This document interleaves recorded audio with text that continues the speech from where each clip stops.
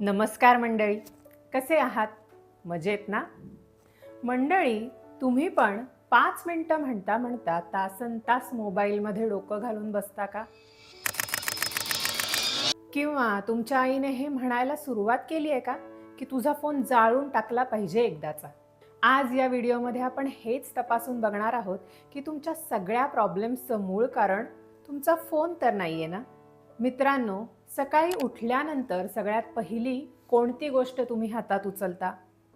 तुमचा फोन. झोपण्यापूर्वी सगळ्यात शेवटची गोष्ट तुमच्या हातात कोणती असते? तुमचा फोन. अच्छा, आठवून सांगा बरं, फोन न घेता तुम्ही तुमचं घर लास्ट टाइम कधी सोडलं होतं? तुम्हाला हे आठवतच नसेल. आज मी तुमच्या आयुष्यातल्या सगळ्यात महत्त्वाच्या गोष्टीबद्दल तुमच्यासोबत गप्पा मारणार आहे. नाही, अजिबात नाही. मी तुमच्या फोनबद्दल बोलणार नाहीये.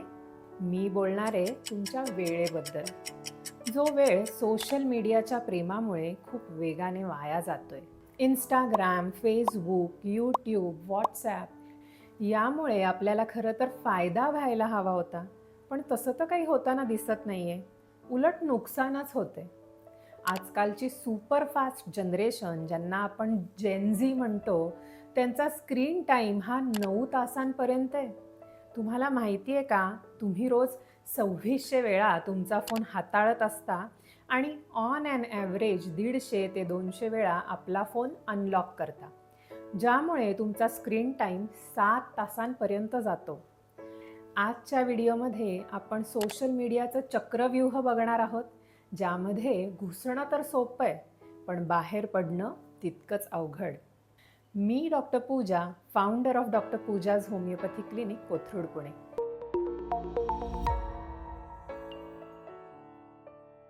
तुम्हा सर्वांचं माझ्या चॅनलवर खूप खूप मनापासून स्वागत करते. दर आठवड्याच्या शुक्रवारी होमिओपॅथी या युनिक सायन्सबद्दल आणि त्याचबरोबर skin care, hair care, health care, child care, pets care, fitness आणि न्यूट्रिशन अशा वेगवेगळ्या विषयांवर इन्फॉर्मेटिव्ह व्हिडिओज घेऊन मी येत असते. जर तुम्हाला सुद्धा या विषयांमध्ये इंटरेस्ट असेल तर चॅनलला नक्की सबस्क्राईब करा, कारण हे सगळे व्हिडिओज खूप सोप्या पद्धतीने मराठी भाषेत मांडण्यात येणार आहेत. फोन ॲडिक्शन नावाची गोष्ट खरंच अस्तित्वात असते का? आणि जर हो, तर तुम्हाला हे फोन ॲडिक्शन झालंय का? ॲडिक्शनचे 2 प्रकार असतात. पहिला आहे सबस्टन्स ॲडिक्शन. यामध्ये एखाद्या व्यसनाधीन करणाऱ्या गोष्टीचा समावेश असतो, जसं की तंबाखू, गुटखा, दारू, हे आपल्याला माहिती आहे. दुसरा प्रकार म्हणजे बिहेवियरल ॲडिक्शन. याची तुम्हाला माहिती आहे का?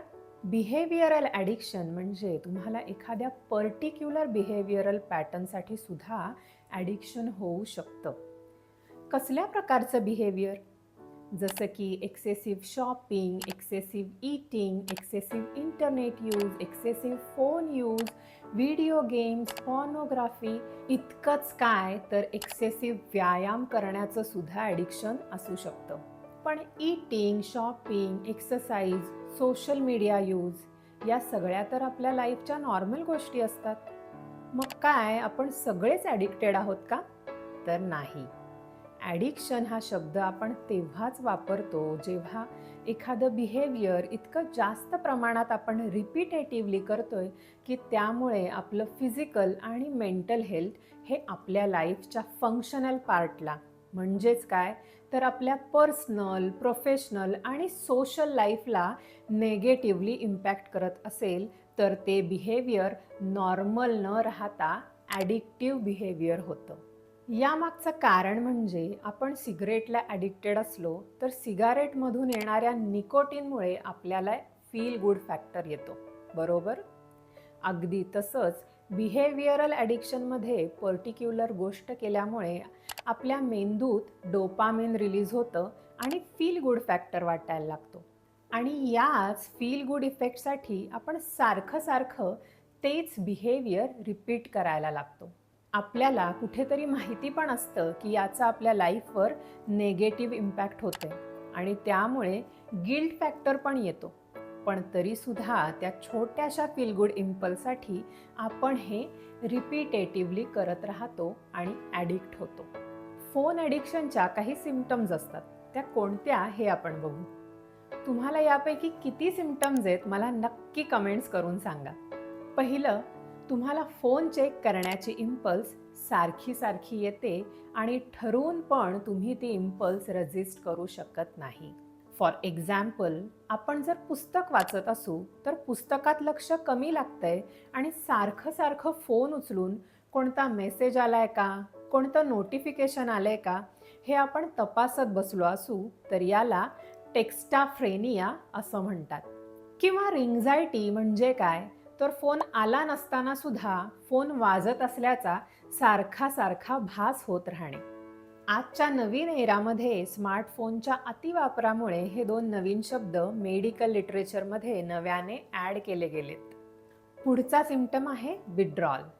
विड्रॉल म्हणजे तुमचा फोन तुमच्या जवळ नसल्याने किंवा कुठे विसरून आल्यामुळे खूप जास्त रेस्टलेसनेस येणं, एन्झायटी फील होणं. यालाच नोमोफोबिया असं म्हणतात, म्हणजेच नो फोन फोबिया. फोन जवळ नसल्याने भीती वाटणे. एक अशी भीती सतत वाटत असते की एखादी इन्फॉर्मेशन मिस आउट होईल, इंटरनेट कनेक्शन तुटून जाईल, ज्याला आपण फोमो असं सुद्धा म्हणतो, फिअर ऑफ मिसिंग आउट. ज्यामध्ये अशी भीती वाटत असते की तुम्ही कोणतंही information, social media message, email किंवा कोणतीही इम्पॉर्टंट गोष्ट मिस आउट कराल. तुम्ही पण कधीतरी असं नक्की फील केलंच असेल. जर तुमचा फोन गाडीमध्ये किंवा घरीच विसरून तुम्ही कामानिमित्त बाहेर पडलात तर एक रेस्टलेसनेस, इरिटॅबिलिटी आणि एन्झायटीवालं फिलिंग येतं आणि अरे यार, लवकरात लवकर फोन हातात कधी येतोय असं व्हायला लागतं. फोनपासून लांब राहिल्याने तुम्हाला सुद्धा विड्रॉल फील होतो का? तिसरा सिम्पटम आहे असा विचार करणं की मी फक्त 5 ते 10 मिनिट फोन बघून ठेवून टाकणार आणि तासनतास फोनच बघत राहणं. हा सुद्धा फोन ॲडिक्शनचा एक सिम्पटम आहे. याला म्हणतात लॉंगर दॅन इंटेंटेड यूज. आपण असं का करतो? विचार करतो की 5च मिनिट फोन बघायचा, पण 5 मिनिटाचे 5 तास कधी झाले हे कळत सुद्धा नाही. असं का होत असेल बरं? सॅटिस्फॅक्शन मिळवण्यासाठी. सॅटिस्फॅक्शन मिळवण्यासाठी आपण फोनमध्ये असं काय बघतो? एक तर असतं सिम्पल इंटरनेट ॲडिक्शन, ज्यामध्ये आपण वेगवेगळ्या विषयांबद्दल इन्फॉर्मेशन गोळा करत असतो. स्टॉक मार्केट, न्यूज, स्टडीज याबद्दल सतत गुगल करत राहतो. आणि दुसरं असतं सोशल मीडिया ॲडिक्शन. यामध्ये आपल्या आयुष्यात होणाऱ्या लहान लहान गोष्टीसुद्धा सोशल मीडियावर टाकल्या जातात, ज्यामध्ये खूप जास्त वेळ आणि एनर्जी इन्व्हेस्ट होते. आपली लाईफ रेकॉर्ड करून, एडिट करून, वेगवेगळ्या प्लॅटफॉर्म्सवर टाकून कॉन्स्टंट चेक करत राहणे की कोणाचे काय काय रिप्लाय आलेत, मग त्या रिप्लायजवर परत रिॲक्ट करणे, यामध्ये ते त्यांच्या लाईफचा मेजर टाईम आणि एनर्जी इन्व्हेस्ट करत असतात. त्यांच्या आयुष्यात या गोष्टीचं खूप महत्त्व असतं. त्यांना असं वाटत असतं की हीच लाईफ आहे, हीच रियालिटी आहे. पण या ॲडिक्शनमुळे त्यांच्या मेंटल, फिजिकल आणि इंटरपर्सनल रिलेशनशिप्स खराब होतात. फोनचं ॲडिक्शन होणं खूप सोपं आहे, कारण इझी ॲक्सेस आहे. जी गोष्ट सहजपणे मिळवता येते त्याचं व्यसन लागणं सोपं आहे. दुसरं म्हणजे वाईट गोष्टींची सवय ही लगेच लागते आणि चांगल्या गोष्टींची सवय लागायला वेळ लागतो. उदाहरण, दारू प्यायची सवय लगेच लागते, पण पुस्तक वाचनाची सवय लागायला वेळ लागतो. असं का होतं? एक शब्द आहे स्पीडी रिवॉर्ड. सगळा खेळ याच शब्दाचा आहे. दारू पिल्यानंतर 20-25 मिनिटातच माणूस सेट होतो. म्हणजे काय? ॲक्शनची रिॲक्शन लगेच मिळते. यालाच म्हणतात स्पीडी रिवॉर्ड. तुम्ही एखादी ॲक्टिव्हिटी केली आणि त्याचा रिझल्ट फटाफट मिळाला. जरा विचार करून बघा, दारू पिल्यानंतर जर माणसाला नशात चढत नसेल तर माणूस दारू पिणंच सोडून देईल. कारण काही झालंच नाही यार. ॲक्शन तर केली पण रिॲक्शन मिळालीच नाही. अजून एका उदाहरणाने समजवते. सपोज तुम्ही जुगार खेळला. त्यामध्ये एकतर तुम्ही जिंकाल किंवा हराल. रिझल्ट तुमच्यासमोर लगेच आला. ॲक्शनला लगेच रिॲक्शन मिळाली आणि तुम्हाला व्यसन लागलं. दुसऱ्या बाजूला पुस्तक वाचनाची सवय सहजपणे लागत नाही, कारण पुस्तक वाचल्याने तुम्ही लगेच करोडपती बनत नाही. लगेचच कोणतं स्किल डेव्हलप होत नाही. म्हणजेच काय, तुम्ही ॲक्शन तर केली, पण रिॲक्शनमध्ये करोडपती झालेच नाही. मित्रांनो, ज्या गोष्टींमध्ये स्पीडी, इन्स्टंट रिवॉर्ड्स असतात, त्यांचं व्यसन नेहमी लवकर लागतं. आणि ज्या सवयींमध्ये लाँग टर्म ॲडव्हान्टेजेस असतात, त्यांची लत खूप मुश्किलीने लागते. तुम्ही जिमला गेलात, 10-15 दिवसांनंतर पण काही खास बदलाव झालेला दिसत नाही. म्हणून मॅक्सिमम लोक जिम सोडून देतात, कारण रिझल्ट्स लगेचच मिळत नाहीत. आपल्याला सोशल मीडियाचं ॲडिक्शन याच कारणाने लागतं. इथे रिवॉर्ड्स सुपर स्पीडी आहेत. कसं? ते समजून घेऊ. तुम्ही इन्स्टा, फेसबुकवर एखादी पोस्ट केली. लगेचच कोणीतरी लाईक केलं, कोणीतरी कमेंट केली, कोणी कमेंटवर कमेंट केली, कोणी तुमची पोस्ट शेअर केली. यामध्ये तुमच्या ॲक्शनला लगेचच रिॲक्शन्स मिळायला सुरुवात झाली. आता तुम्ही लाईक, कमेंट्स सगळं मोजायला लागता. कोण कोण कमेंट करतंय हे बघायला लागता. हाच तुमचा रिवॉर्ड आहे, जो इन्स्टंटली तुमच्या पोस्टवर मिळायला सुरुवात झाली आहे.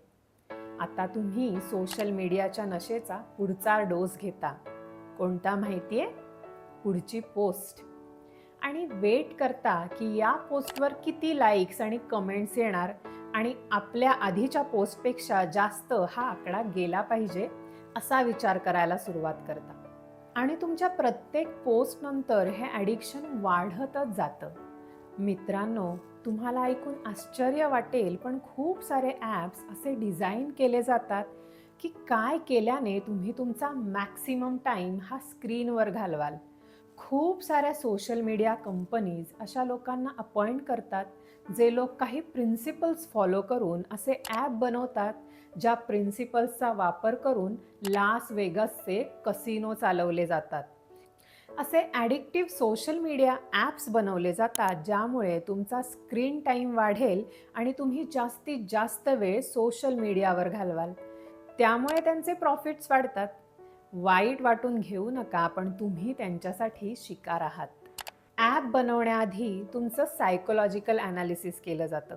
कोणते कलर्स, कशा प्रकारची बटणं वापरायची, कशी चित्र वापरायची, याचा डिटेल अभ्यास केला जातो तुम्हाला या ॲडिक्शनमध्ये अडकवण्यासाठी, ज्यामुळे वेगवेगळ्या मेंटल हेल्थ डिसऑर्डर्सला आपण बळी पडतो. ऑनलाईन शॉपिंग हा पण एक इम्पल्सिव्ह सायकोलॉजिकल प्रॉब्लेम आहे. एक प्रकारचा ट्रॅप, ज्यामध्ये गोष्टी अशा प्रकारे दाखवल्या जातात, ज्यामुळे गरज नसताना सुद्धा त्या खरेदी केल्या जातात. त्या क्षणाला खरेदीचा एक इम्पल्स येतो. यासाठी 30 डेजचा रूल मी नेहमी वापरायला सांगते. आत्ता घ्यावीशी वाटणारी एखादी गोष्ट आपण 30 दिवस होल्ड करायची आणि 30 दिवसांनंतर सुद्धा त्याच इंटेन्सिटीने जर ती वस्तू खरेदी करावीशी वाटली, तरच ती वस्तू विकत घ्यायची. यामुळे न लागणाऱ्या गोष्टींची शॉपिंग 100% थांबते. तो इम्पल्स कमी होतो. आपला वेळ आणि पैसा दोन्ही वाचतात. या ट्रिकमुळे न लागणाऱ्या विकत घेऊन घरातच पडून राहणाऱ्या वस्तूंची संख्या खूप कमी होते. अजून एक ॲडिक्शन म्हणजे व्हिडिओ गेम आणि गॅम्बलिंग ॲडिक्शन. हे दोन्ही खूप रिस्की ॲडिक्शन्स असतात. हे प्रॉपर सायकोलॉजिकल आजारपण आहे. यासाठी होमिओपॅथीमध्ये खूप छान ट्रीटमेंट अवेलेबल आहेत.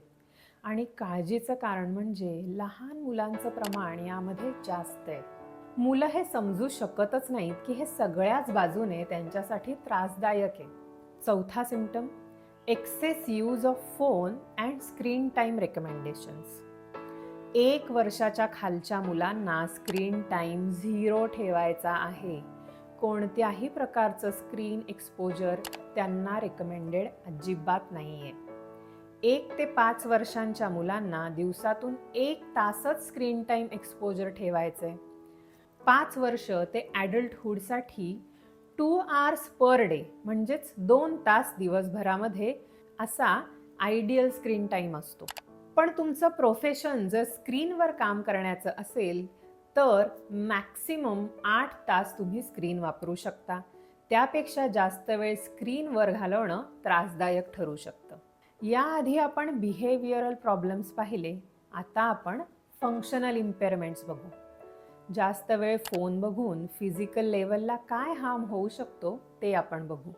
जसं की नेक पेन, मानेचे स्नायू अवघडणे, कुबड येणे, पोस्चर बिघडणे, जसं की upper crossed syndrome.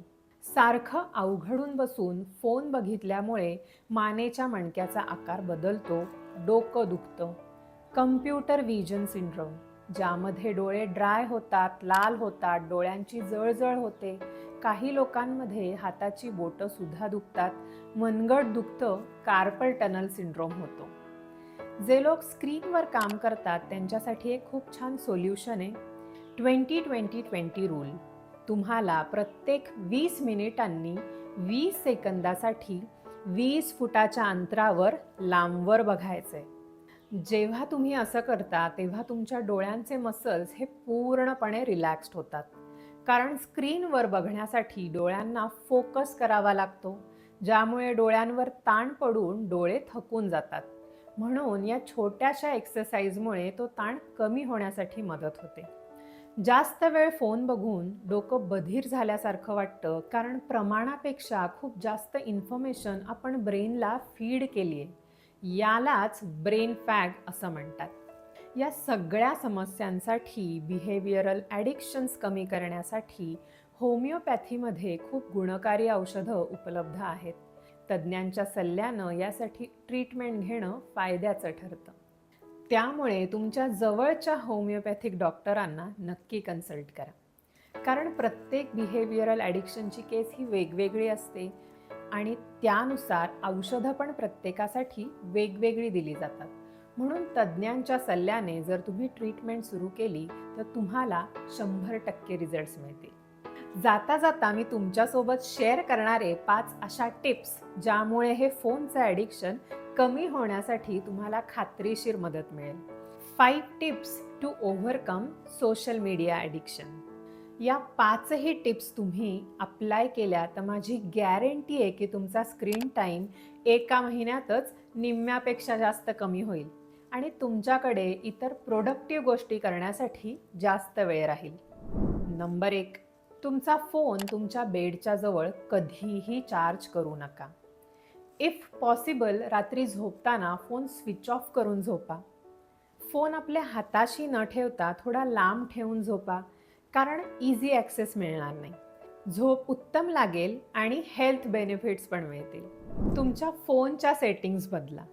Phone addiction कमी करण्यासाठी हे खूप महत्त्वाचं आहे. Number 1, turn off all notifications. Notifications of केल्याने फोन सारखा वाजणार नाही आणि त्यामुळे फोन सारखा हातात घेऊन बघण्याची वेळ कमी होईल. माझ्या स्वतःच्या फोनमध्ये सगळे नोटिफिकेशन्स चक्क बंद आहेत, ज्यामुळे मला डिस्टर्बन्स अजिबातच येत नाही. दुसरं सेटिंग, डिस्ट्रॅक्शन करणारे सगळे ॲप्स फोनमधून डिलीट करणे. असे ॲप्स जे आपला जास्त वेळ खर्च करतात, जसं की वेगवेगळ्या गेम्स, कँडी क्रश. मोठी माणसं सुद्धा चक्क कँडी क्रश खेळत बसतात, पबजी खेळत बसतात, ज्यामध्ये लेवल्स कधीच संपत नाहीत आणि आपल्याला पुढची लेवल पार करायची घाई झालेली असते. यात खूप वेळ वाया जातो. नंबर 3, मोबाईल फोनला मोठा आणि अवघड पासवर्ड सेट करा, ज्यामुळे फोन उघडणं हा सुद्धा एक टास्क वाटेल आणि फोन उघडण्यासाठी कंटाळा येईल. लहान बदल पण खूप छान पॉझिटिव्ह रिझल्ट्स आणतात. नंबर 4, काम करताना जास्तीत जास्त वेळ एअरप्लेन मोड वापरा, ज्यामुळे फोनकडे तुमचं लक्ष सारखं जाणार नाही. कामात फोकस वाढेल. काम झाल्यानंतर एअरप्लेन मोड बंद करा. Trust me, it will change your life. Number 5, तुमच्या फोनची स्क्रीन ब्लॅक अँड व्हाईट मोडवर चेंज करून वापरा, ज्यामुळे स्वतःचाच फोन बघण्याची इच्छा कमी होईल. या 5 सेटिंग्स केल्याने तुमच्या सोशल मीडिया ॲडिक्शनचं प्रमाण पुष्कळ कमी होईल. पुढचा symptom, take a cellphone holiday. आठवड्यातून 1 दिवस त्या बिचाऱ्या फोनला सुद्धा सुट्टी द्या. हे थोडं अवघड आहे, पण होण्यासारखं आहे. आपण यामुळे आपली विल पॉवर स्ट्रॉंग करणार आहोत. कारण आपण जर हे करू शकलो तर इतर अजून टास्क नक्कीच अचीव करू असा कॉन्फिडन्स यायला लागेल. स्वतःला हे सारखं समजावून सांगा की फोन उचलणं आणि एखाद्याला लगेच रिप्लाय करणं हे काही खूप गरजेचं नाहीये. हे मी नंतर पण केलं तर चालू शकतं. फोनला प्राधान्य द्यायचं कमी करा. इतर मूड बूस्टिंग ॲक्टिव्हिटीज, हॉबीजमध्ये स्वतःला एंगेज करा. आपल्या लहानपणी आपल्याला कोणते छंद जोपासायला आवडायचे? कोणत्या मित्रांसोबत वेळ छान जायचा? कोणतं वाद्य वाजवायला आवडायचं? या गोष्टींसाठी आता परत वेळ काढायला सुरुवात करा. मित्रांनो, या 5 टिप्स तुम्हाला तुमचं फोन ॲडिक्शन कमी करायला 100% मदत करतील. व्हिडिओ आवडला असेल तर तुमच्या अशा मित्रमैत्रिणींसोबत नक्की शेअर करा, जे दिवसभर फोनमध्ये घुसून बसलेले असतात. धन्यवाद.